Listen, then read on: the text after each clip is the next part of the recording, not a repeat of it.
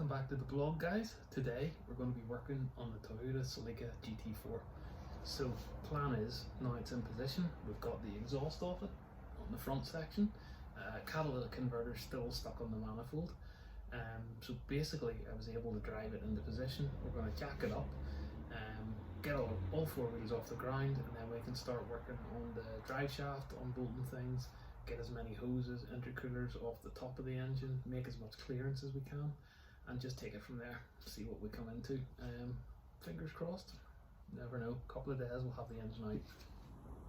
So here's what it likes with the battery out, the air intake out, MAF disconnected, and pretty much that's it for now. You can see the turbo there, there's a little dried on oil residue. Next thing I'm going to do is start with the basics. So drain the engine oil, drain the coolant, get the radiator out, and what I'm trying to do is make as much room around the engine as possible so that whenever we come to lift the chassis and drop the engine, it should just drop out the bottom, hopefully quite nicely. The paint pen is also there. What we're going to do is mark up some of these hoses from the intake manifold. They're all with emissions, idle, distributor, igniter coil, things like that. So all the basics, we'll get rid of those and then we'll see how much space we have. Okay, so after struggling with this bolt here, turns out there's two just underneath it, and I think if I take those out, that should probably drop it. So that just shows you why you need car knowledge of each specific model, because they've all got sneaky little things designed to trip you up. Okay, so here's the front to rear gearbox and engine support cross member, part of the bolts all up, supports everything. But actually it's pretty heavy, solid lump, so there is a few more braces like this to come off, and that pretty much explains why Toyotas are so well built, because there's just so much extra metal in there. Okay, so instead of being one of these YouTubers that does everything by their hand, one-handed, I've just taken out the plug, and as you can see, the oil is actually really clean, which is quite surprising.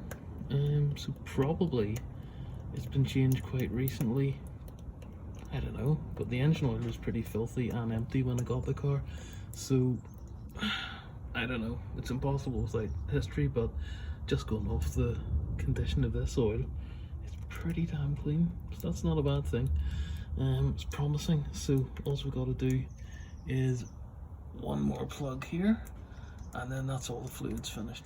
Okay, so day two. Now what we've done yesterday, we had to split this fuse box because there's part of the forward wiring loom here that goes into the wheel arch, probably lights and things, I'm not too sure, but this is mixed with the engine loom into one box. So you can take the bottom off, split the plugs you need out, and then you can keep that with the engine whenever you drop it out. We've also, end of the day last night, the oil cooler flexi hoses and lines for the gearbox, so those run up forward to the radiator, so split those as well. So as you can see, it's pretty good clearance there. And I've also just found from the previous owner, looks like the AC condenser's knackered, so might be a time to rip out the AC as well. Apart from that, this is going to be one of the hoses from hell today that we're trying to get off. This is your heater matrix going into the car, and then these run down into the engine for the hot water. So this one, after 30 years, is pretty stuck. I don't know, I'm going to have to use a lot of bad language, I think, and wriggle it off.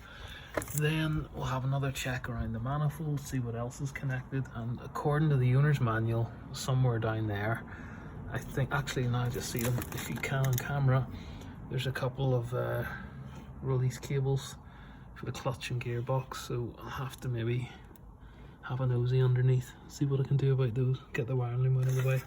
So the other thing is, this wiring loom here goes in, it's all one piece, so old-fashioned technology, it's all wired up to every sensor on the engine, runs through a giant cable, through the firewall, and then into the ECU, which is behind the radio. So you have to go in under the passenger glove box, open that, disconnect some fasteners, ECU pins from the actual computer itself, and then hopefully pull the whole cable out through this hole, set it on top of the engine, and then drop the engine down. So I think it's that easy, but I don't believe it is. Let's see. Okay, so everything is in no exact order here, but what I've done, handbrake off, which is loosening up the rear wheels. You can see the rear diff there and the drive shaft coming forward.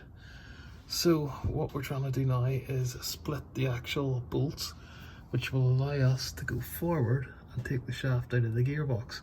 So that means the whole drive line's disconnected and the engine and gearbox can come out. So the best thing to do with any type of drive shaft is mark everything very carefully. So all nuts and bolts, and even the flange where it's aligned, flange to flange, it's really important. All of this goes back in the same place. So for each nut and bolt, they've got their own number with a squiggly line there. And I'll just go around, all 4 bolts come off, and then we can drop this forward section onto the ground here, and hopefully it should just pop right out. Okay, so here's the drive shaft, just removed. Quite a heavy lump of metal, really.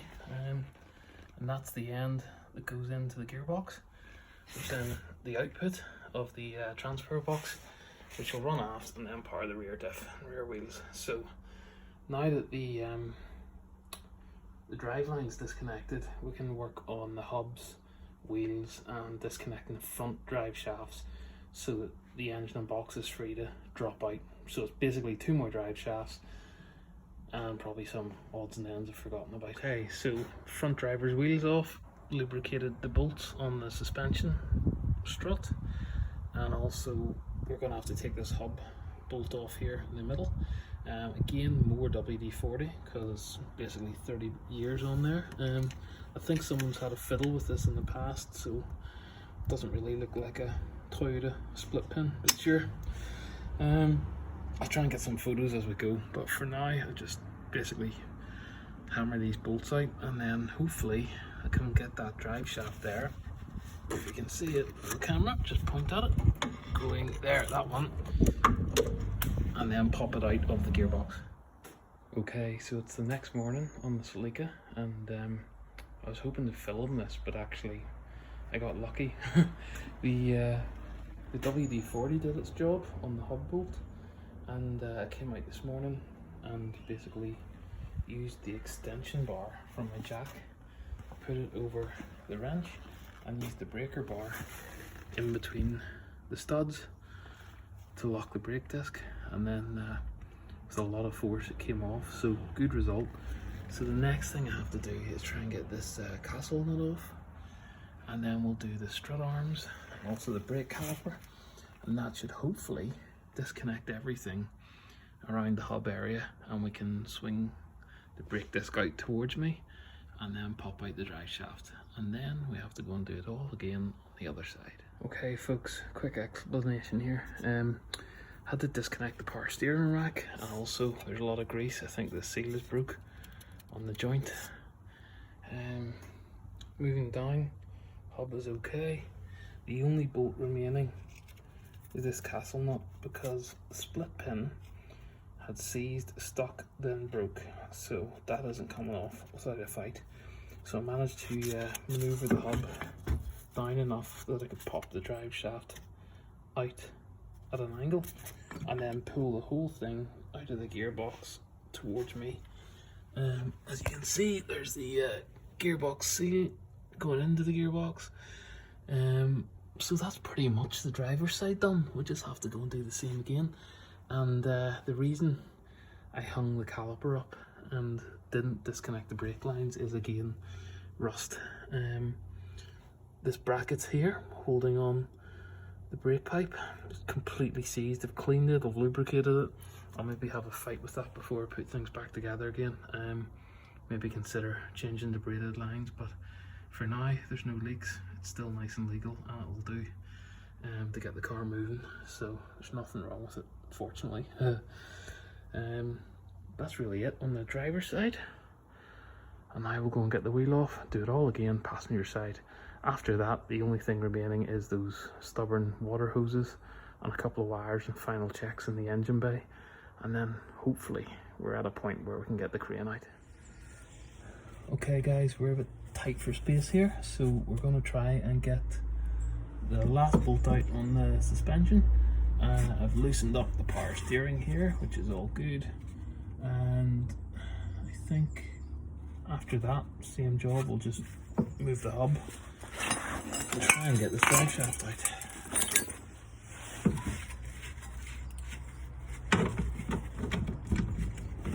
So I've already pre-hung the brake caliper from the suspension arm with a couple of zip ties.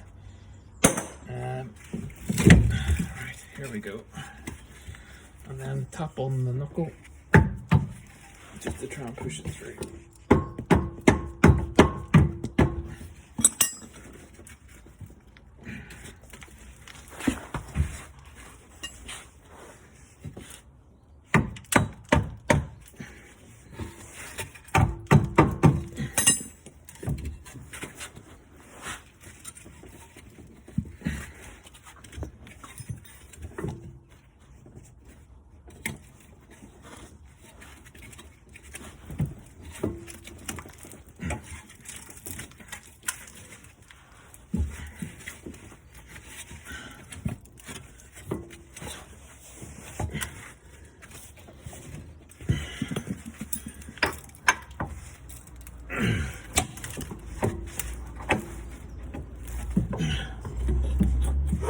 Right, okay, as you can see, it's pretty hard going, but I think you can hopefully see that. I'll swap the camera. After a lot of wiggling, we managed to get the wheel side out. Now we have to go under the car and, like a slide hammer action, try and pop it out of the gearbox.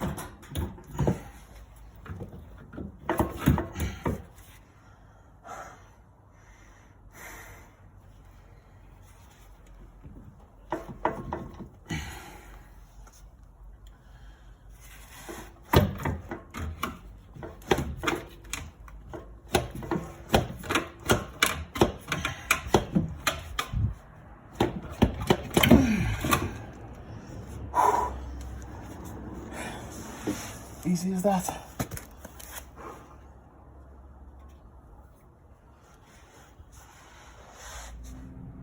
Okay, so I got a bit caught up in the last job and I didn't manage to film this, but from yesterday I managed to finally get the clamps off and get the heater matrix hoses removed. I had to remove this top one, which has the control switch going into the cabin, so that I could actually then remove this bottom one, which was also on there. So that then gave me access, it's hard to see, down to there, which was the speedo cable, which is an electronic signal on a sensor on the gearbox. And then hopefully tomorrow's job, I'm trying to put the camera down, just where the two cables are in the bottom left of the screen, and the selectors on the gearbox, there's a couple of pins in there holding them in place, so those need to come out. Unfortunately, they're stuck on completely tight. I don't think they've ever been removed. So that also makes me think the clutch is still original as well, because it's got 30 years worth of dirt on the bell housing. So let's see, that's a job for tomorrow. I'm going to fire some more WD-40 in it tonight, let it soak, and then hopefully a bit more energy tomorrow morning and get stuck in.